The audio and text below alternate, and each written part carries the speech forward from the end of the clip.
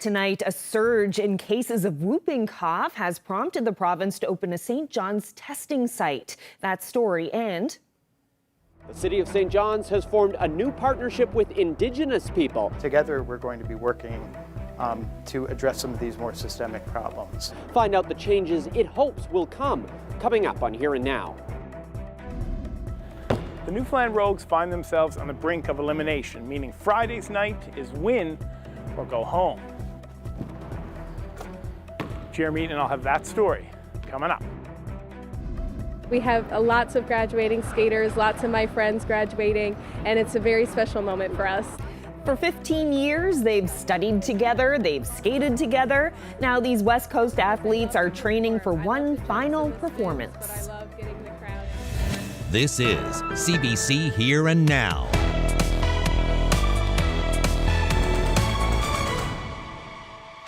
Good evening and welcome to Here and Now.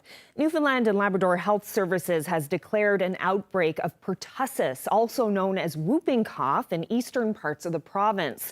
As the number of cases surge, it says most cases are cropping up in school-aged children.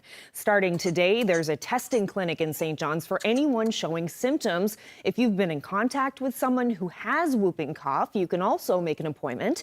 There have been 50 reported cases this year in individuals who range in age from 2 months to 89 years. Whooping cough is a highly contagious bacterial infection that can lead to severe health complications, especially during infancy. It can start with cold-like symptoms before developing into a severe cough and a whoop-like gasping sound when you inhale. People are being urged to stay up to date on their vaccines. We see waves of pertussis happening every 3 to 4 years in Canada. So that's to be expected, and that's felt to be because the immunity that we get from the childhood vaccine series starts to wear off after a certain period of time, leaving a bit of a more susceptible population. So the wave-like nature of pertussis is not that unusual. I suspect that what we're seeing now is probably partially that. It may have something to do with the pandemic and all the different infections that seem to be making a resurgence in our communities these days. And I suppose another thing could be that the pandemic has changed the way people have thought about vaccines. So there are places in Canada where the vaccine rates aren't as high as they need to be for pertussis to be adequately controlled. Now, the province's education department says it is aware of 6 cases of whooping cough in 5 schools in the province. Well, in other news, one of 2 vessels servicing Bell Island is out of commission after a fire this afternoon. It happened on board the MV Flanders ferry at the marine terminal in Portugal Cove. Sources tell CBC News the fire broke out in the engine room of the 35-year-old ship, and at least half a dozen members of the crew were taken to hospital as a precautionary measure. The local fire department responded, and we're still waiting to hear from the transportation department, but are being told the fire caused some damage and will affect the vessel's availability.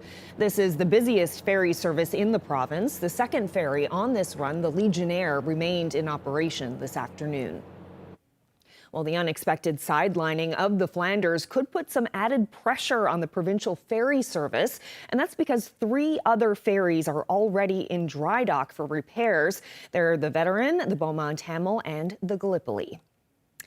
Well, the provincial NDP wants the provincial government to do something to make it more affordable to travel within the province. Labrador West MHA Jordan Brown wants Premier Andrew Furey to put together a task force to bring in affordable travel options.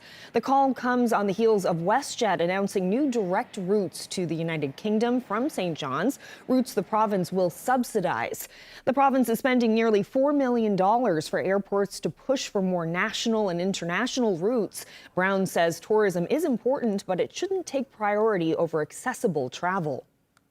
You know, $1,500 is a lot of money for someone from Labrador West has to spend if they have to go to St. John's for a number of reasons. A sick family member, or to go say goodbye, a funeral, some other like if your child's in sport, or you yourself is in some kind of sport. to leave here to go do any of those things that, you know, a lot of other regions of the country or even the regions within the province take for granted, it is a financial burden for a lot of people here in Labrador. And to see that the government is going to be subsidizing flights to Europe, but they have made no effort to tackle intra-provincial travel within this province, it is kind of concerning, but at the same time, it does raise the blood pressure a little bit. Well, from the air to the ground, people will have more options to help them get around the province. Government has granted a license to another ride-hailing company, one that started right here.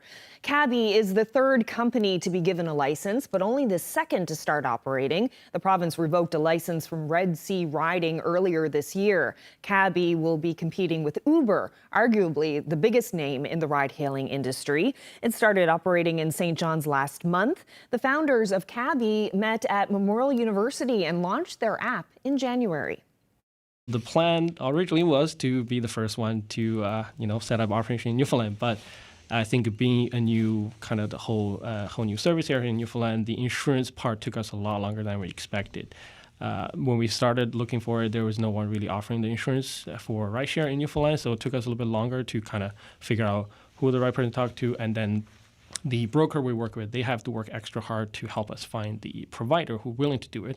And then even when they did, there's a lot of negotiating in terms like, what's the pricing going to be and what's the coverage, because they also don't have a lot of experience in terms how to cover rideshare in Newfoundland. It's been a long season for the Newfoundland Rogues, but it all comes down to Friday night. Down 2-0 to the KW Titans. The Rogues need to win or this season is over. Now, if this is something that you didn't know about, let me tell you. So tomorrow is a big game. It's their biggest game in our franchise so far. With their season hanging on by a thread, the Rogues don't look nervous about facing elimination. It was do or die to even get into the playoffs. We did what we had to do to get in to win both of those series. So, we're playing at home. We're excited about that. We're happy that we're here in front of our fans. And, we've been here before. So, we're excited and pumped, ready to go. One loss and the season is done. For us to stay here, we need the support from the fans and things of that nature. So that's why we're in the community. That's why I go to Labrador. That's why I'm going back next year, so doing things of that nature. So at the end of the day, we need fan support in order to keep this thing going. But it's not over in St. John's. Rogues owner Tony Kenny confirmed today the team will be back on the court next season. Our plan is to return to the Mary Brown Centre next year. We do have our ticket booked for the general meeting in Las Vegas in July. Expecting a lot of good changes coming from that meeting. We're expecting new teams to be added to the league, which will be much more competitive league. To make it work, the team needs help. We do appreciate all the fans that come out. Of course, we'd like to see more. But the business community must step up. The province as a whole must step up, and even the city. Have to support the Rogues. We can't do it all ourselves. There is a lot of value to a professional franchise in the province. With the Growlers gone, the Rogues are the anchor tenant at the Mary Brown Centre.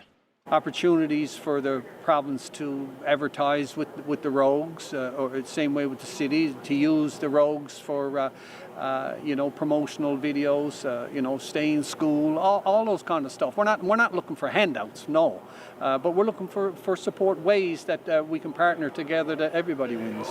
Always defense for us. For 3 seasons, Coach Jerry Williams has led the Rogues, and he has no plans of jumping ship. I'm a Rogue as long as they're Rogues. I'm just telling you right now, like, we started this thing, it's our baby. Brick by brick, we're building it. We set ourselves a goal, and, like I said, we need fan support in order to make that happen. So if the fans start supporting and we're able to be back, I'm here until he tells me not to be here. Tip-off time at the Mary Brown Centre is set for 7 o'clock tomorrow night. Jeremy Eaton, CBC News, St. John's.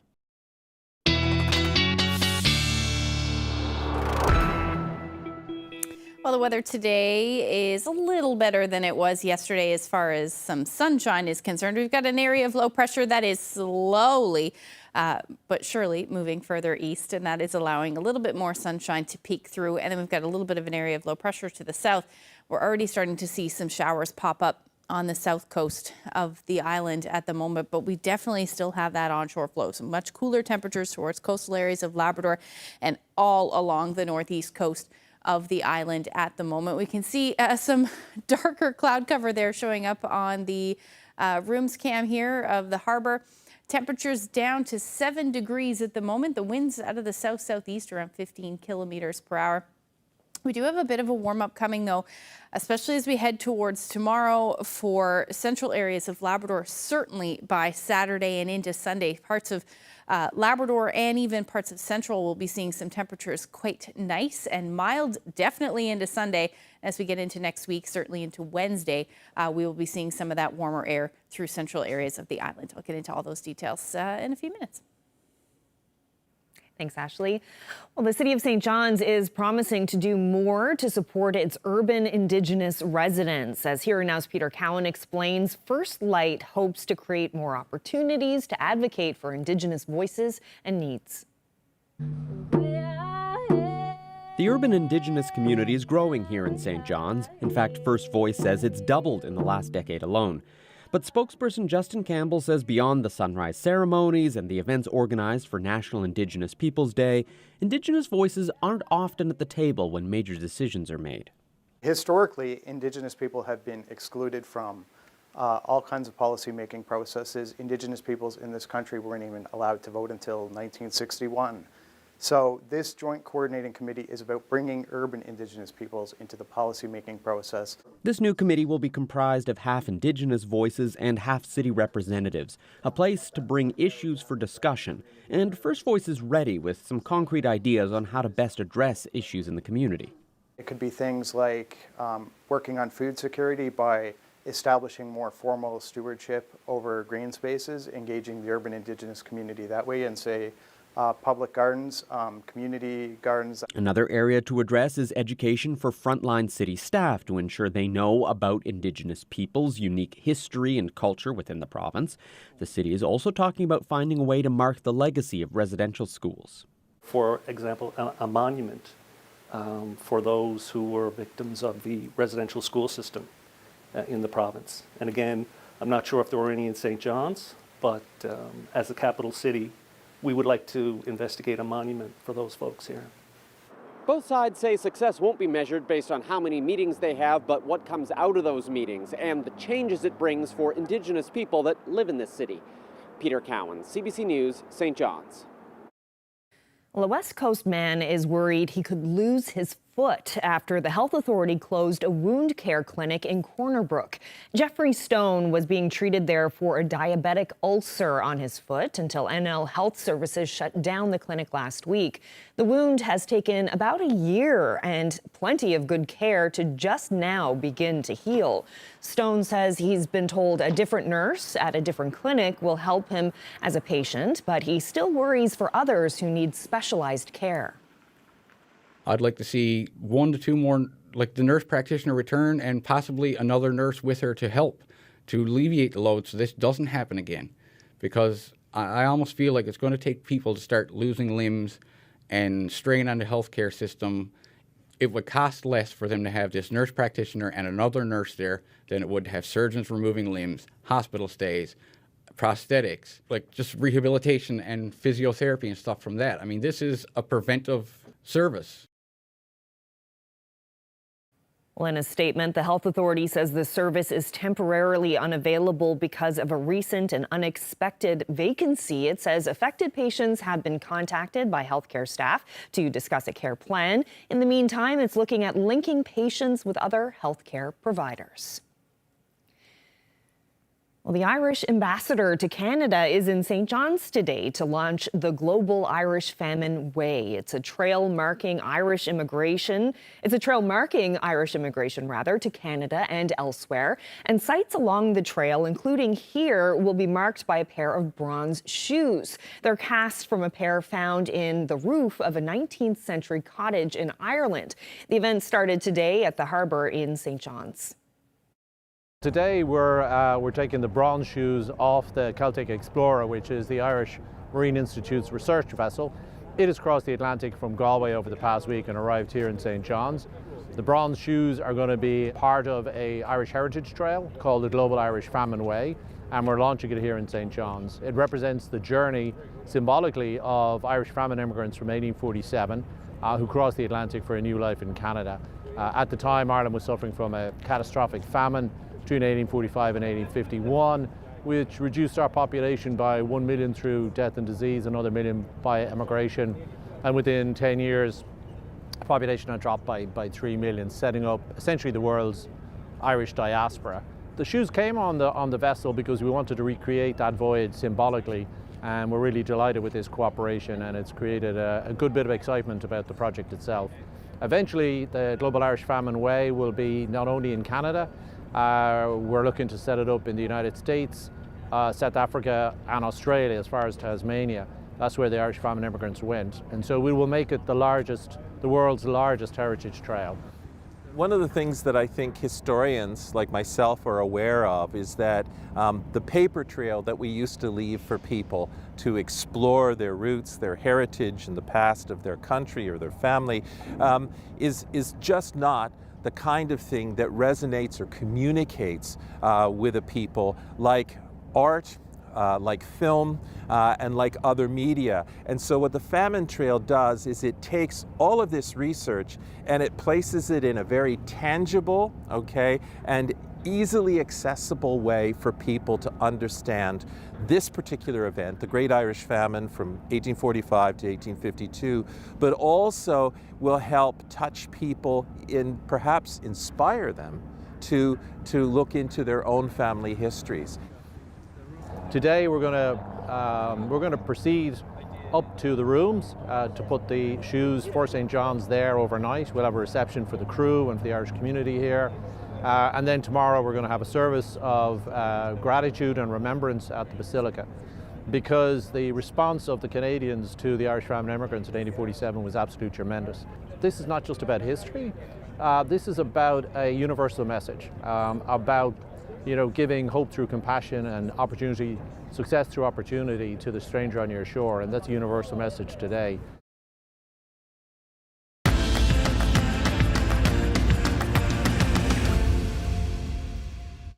Well, they don't just skate together. The Corner Brook Silver Blades have also grown up together. After 15 years, 6 of the skaters in the group are graduating and getting ready to go their separate ways, making this weekend's annual ice show especially bittersweet. We swung by for one of their last practices together ahead of the big night.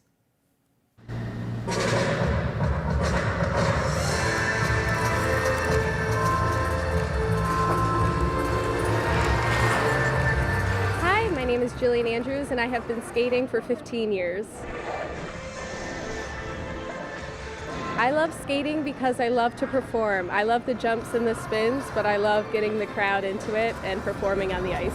Yes, so this weekend we have our annual ice show happening featuring guest skater Kaya Ryder. And it's a very exciting time for us. It features all of our skaters here at the Silver Blade Skating Club. And this year we have lots of graduating skaters, lots of my friends graduating, and it's a very special moment for us. Hi, I'm Grace Pye, and I've been skating since I was 3. We've spent lots of mornings before school studying. If we have a test, a lot of us are all in the same classes.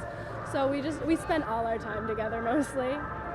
Our ice show, we're very excited about it. It's like our favorite time of the year. Just being out there and under the lights makes it so much more special.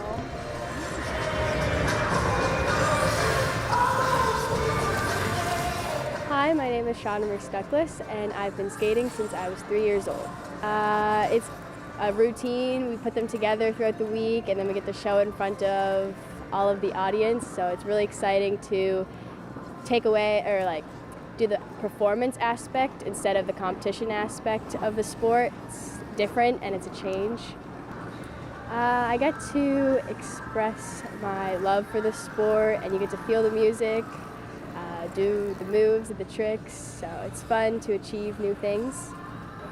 Yeah, so next year my plan right now is to go to Carleton University and continue my skating journey there.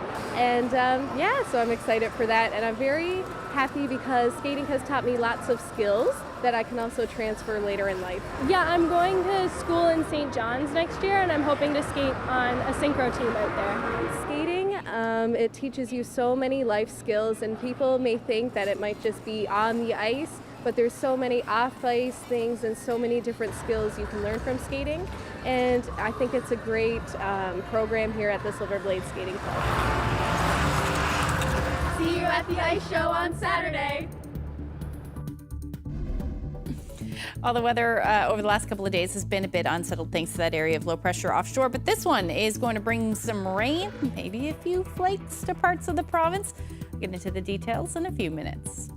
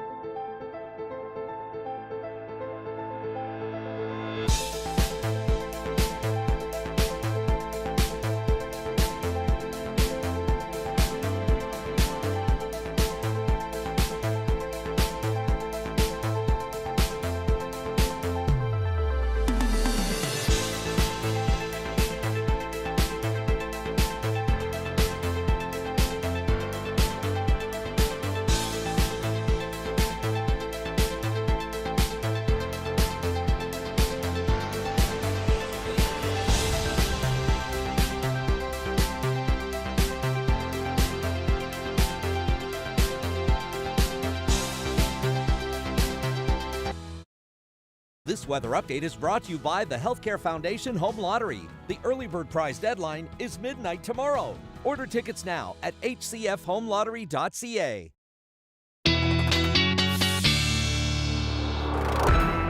Time for a look at the weather, and it was a lovely day in St. John's today. It was. We, saw some nice temperatures this afternoon, a little warmer than it was yesterday, but overall some sunshine, which was lovely as well. Let's take a look at the temperatures across the province. Our daytime highs across the province, 10 degrees in St. John's. Really, if you were towards the coast in onshore flow, although the winds were relatively light today, still bringing some temperatures down. 5 degrees in Twillingate, Cape Race topped out at 6 degrees today.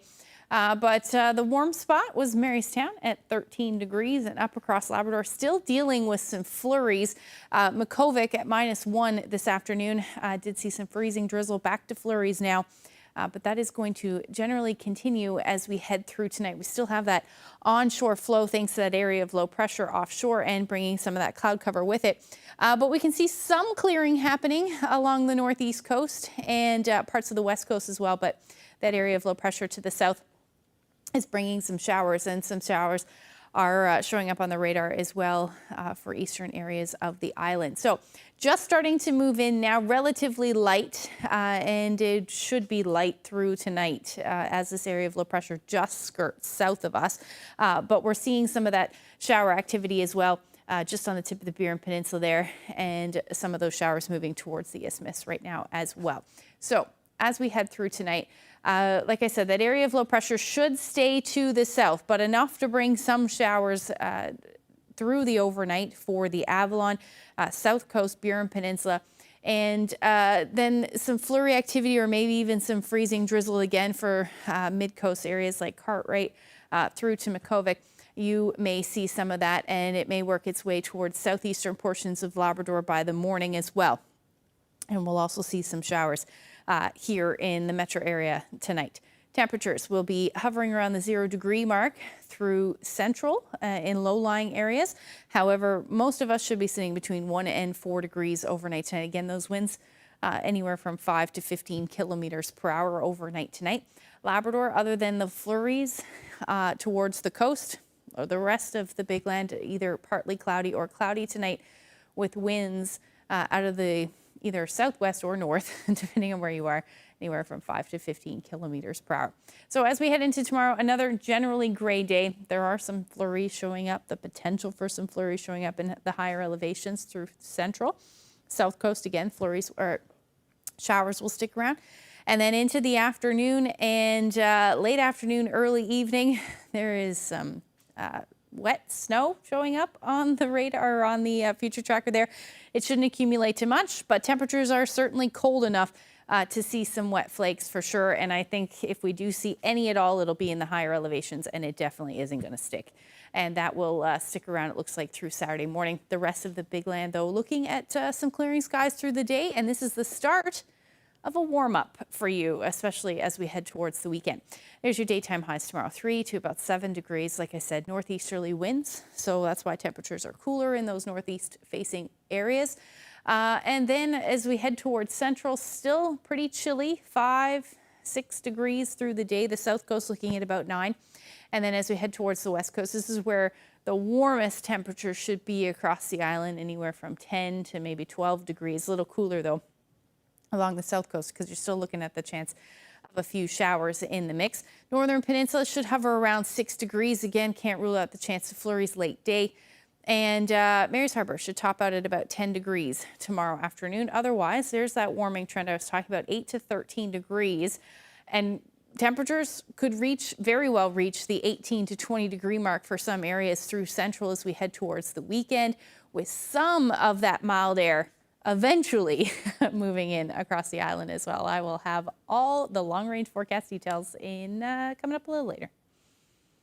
Thanks, Ashley. Well, speaking of temperatures, there's something of a climate mystery happening in the North Atlantic. Record high temperatures have been seen throughout the region in recent years, but just off our shores, waters have actually been cooling down. Paul Withers has more on what that could mean for the Labrador Current. Twice a year, Canadian scientists measure physical, chemical, and biological conditions on the East Coast.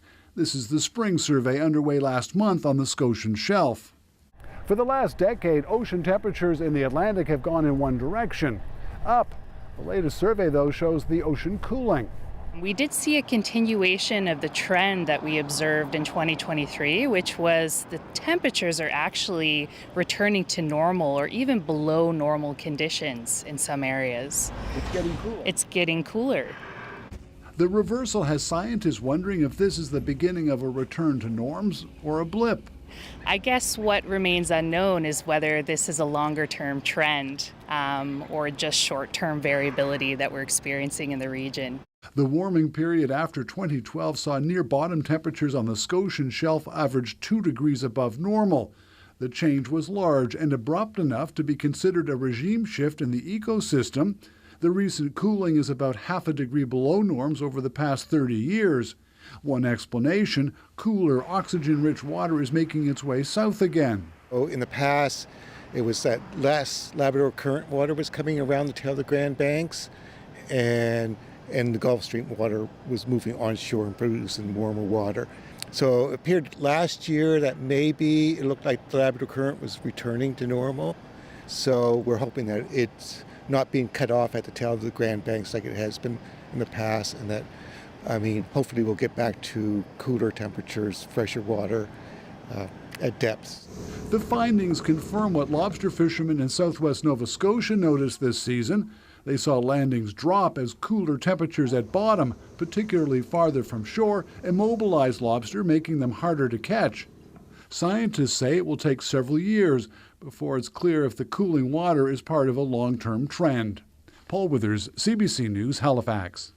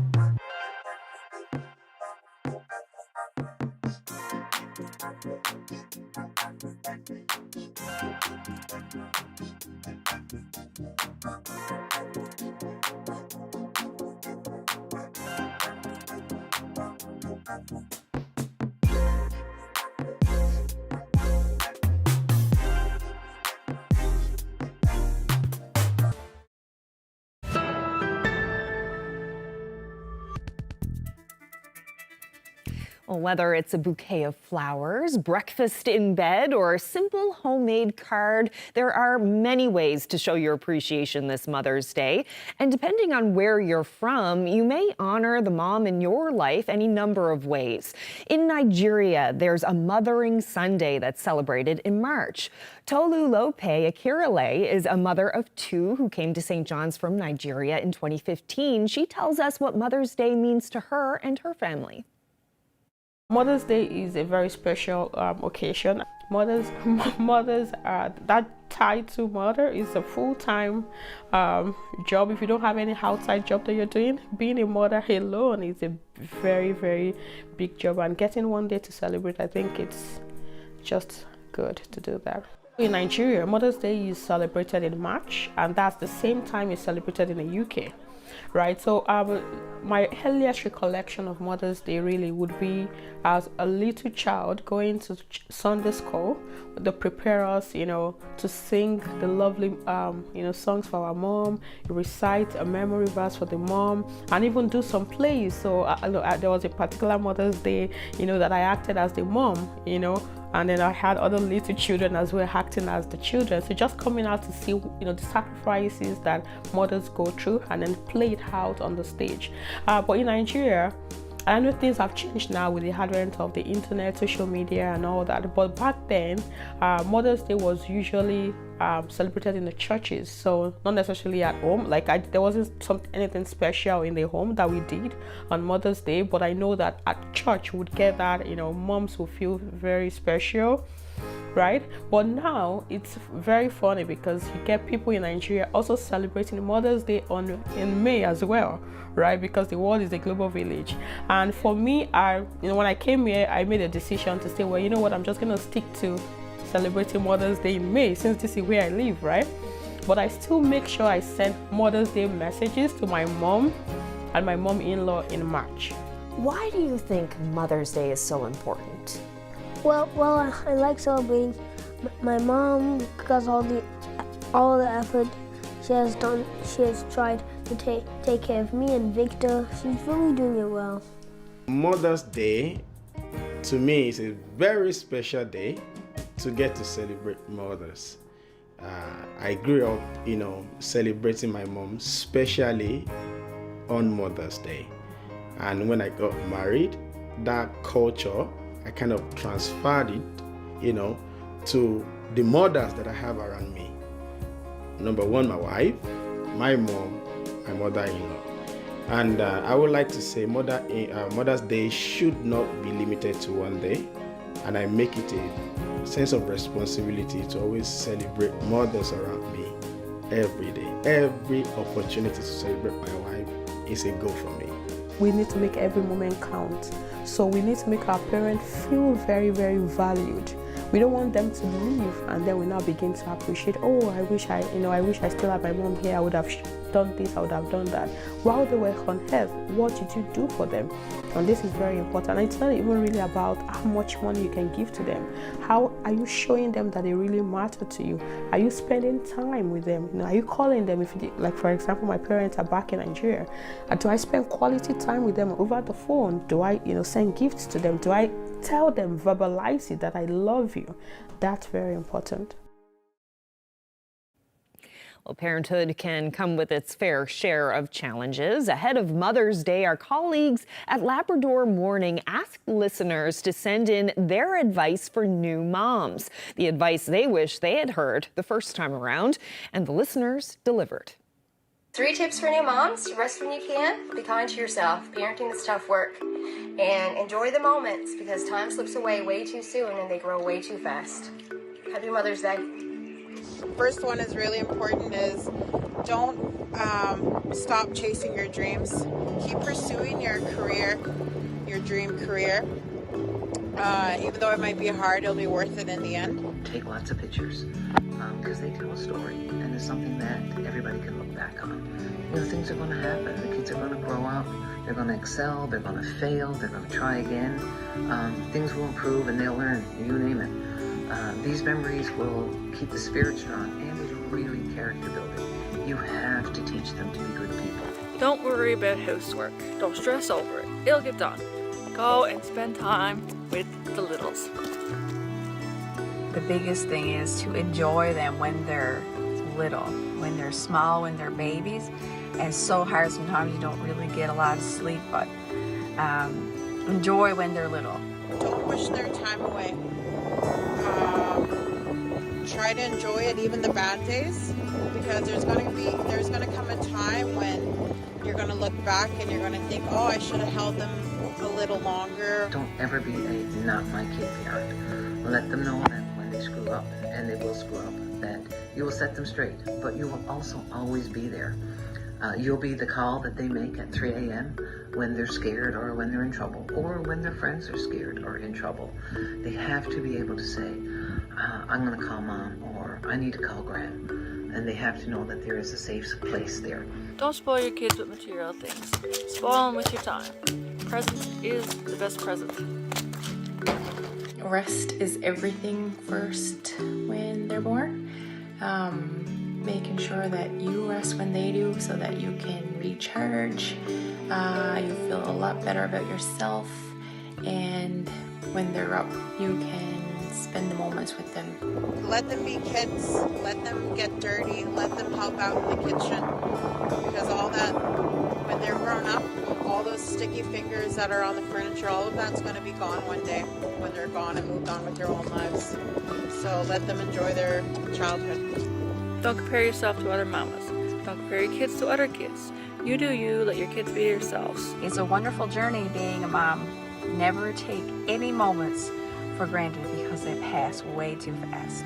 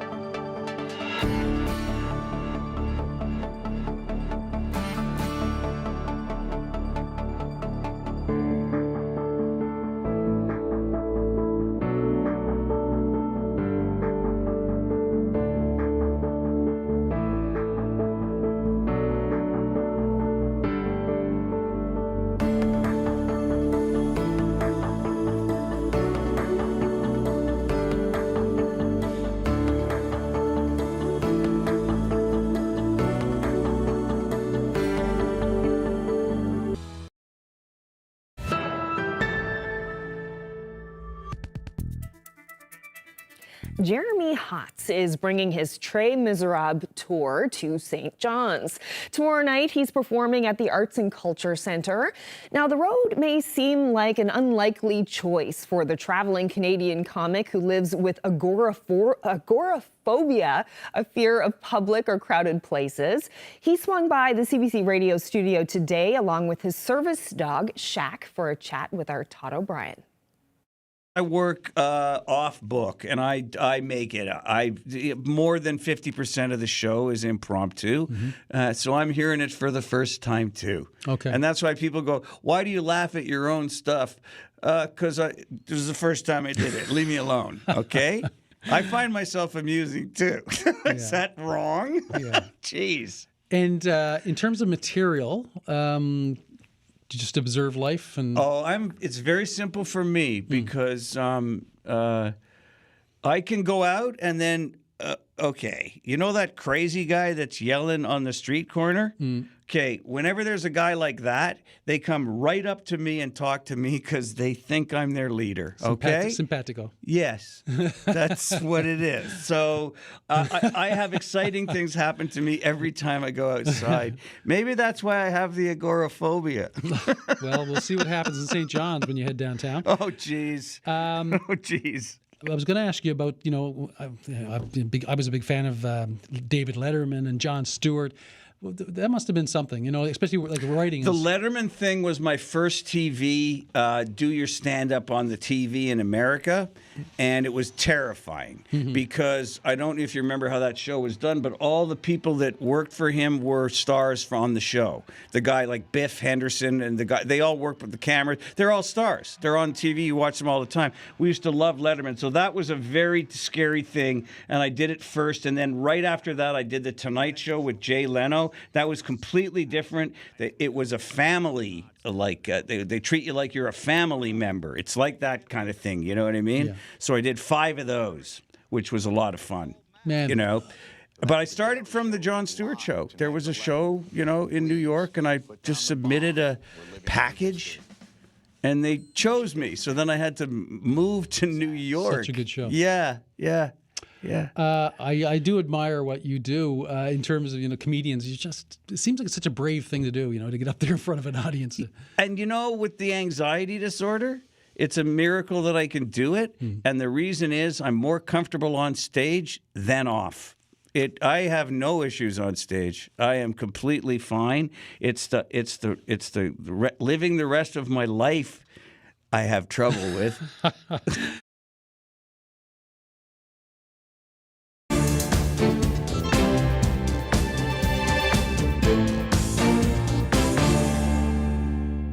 Well, many Canadians have been strategizing for months now, searching for ways to hold the line on grocery costs. With a look at some of the ideas being shared, here's the CBC's Paula Dayan-Perez. The price of groceries is skyrocketing. So how are you making it work? People are going to all kinds of lengths to find deals. I take all the flyers, I lay them all on the kitchen table, put them all next to each other, and compare prices from one to the next. And if I can price match, I'm going to price match. It might be annoying to drive to different places, but I think it ends up paying itself off when you save a good chunk of money on stuff that would cost double the price somewhere else. Some are also pushing back against higher grocery bills and what they see as corporate greed. You're going to get nothing. Zero. You're going to buy nothing at Loblaws. A Reddit group with more than 70,000 members and also people posting on TikTok and Instagram have been calling for a boycott of Loblaws and its subsidies again. They say the company's prices are making it hard for people to afford food, all while Loblaws reports higher profits. A critique would say that these are keyboard warriors. However, as I said, it's a useful start, and I think a couple of months ago, we saw that a similar social media boycott led Loblaws to cancel a policy that they had introduced about prices. Experts recommend buying in bulk and growing your own food.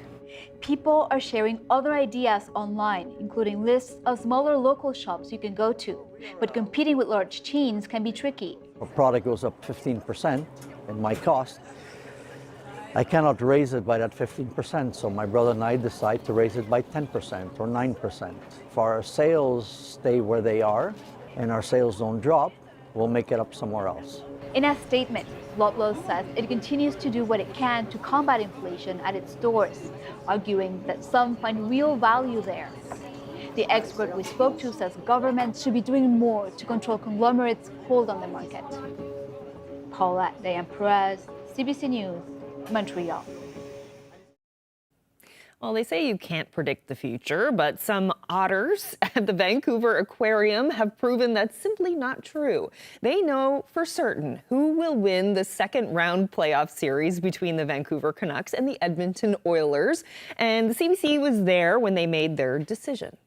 Is heading straight for the Canucks. Oh my goodness, that was so fast. I've never seen anything so fast in my life. Joey is laying down on the ground, licking the Vancouver Canucks tray that is covered with clam bits. Okay, now this other one did go for the, okay, now we've got two other ones nibbling on the Oilers tray. All right. Oh, they flipped it over. They flipped it over. Well, now they can't even, now they're laying on the upside down Oilers tray, licking the Vancouver Canucks tray. So, I mean, this, this is outstanding. This doesn't say how they feel, then nothing will. Yeah. This is as clear as communication from otters get. This Flip is over the one we don't want, eat the one that we do. they are very clearly stating their preference. Wouldn't place any bets on that. Well, how is this for a night at the museum? A museum in Jordan is taking the immersive experience to a whole new level.